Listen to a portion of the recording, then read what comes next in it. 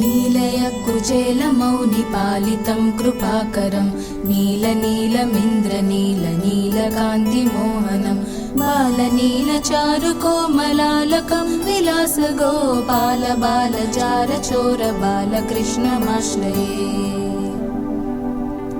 इन्दुकुन्दमन्दहासमिन्दिराधराधरं नन्दगोपनन्दनं सनन्दनादिवन्दितं नन्दगोधनं सुरारिमर्दनं समस्तगोपालबालचारचोरबालकृष्णमाश्रये।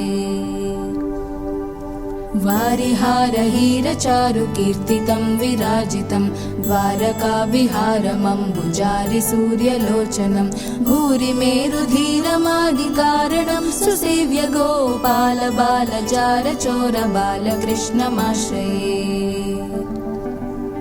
शेषभोगसायिनं विशेषभूषणोज्ज्वलं घोषमानकिङ्किणी विभीषणादिपोषणं शोषणाकृताम्बुधिं विभीषणार्चितं पदं गोपालबालचारचोरबालकृष्णमाश्रये। पण्डिताखिलस्तुतं पुण्डरीकभास्वरं कुण्डलप्रभासमानतुण्डगण्डमण्डलं पुण्डरीकसन्नुतं जगन्नुतं मनोज्ञकं गोपालबालचारचोरबालकृष्णमाश्रये। आञ्जनेयमुख्यपालवानरेन्द्रकृन्तनं कुञ्जरारिभञ्जनं निरञ्जनं सुधाकरं मञ्जुकञ्जपत्रनेत्रराजितं विराजितं गोपालबालचारचोरबालकृष्णमाश्रये।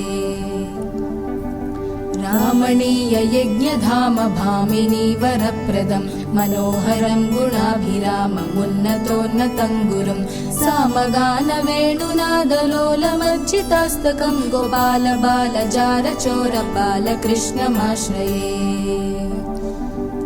रङ्गदिन्दिराङ्गमङ्गलाङ्गशौर्यभासदा सङ्गदासुरोत्तमाङ्गभङ्गकप्रदायकं तुङ्गवैरवाभिराममङ्गलामृतं सदा गोपालबालचारचोरबालकृष्णमाश्रये।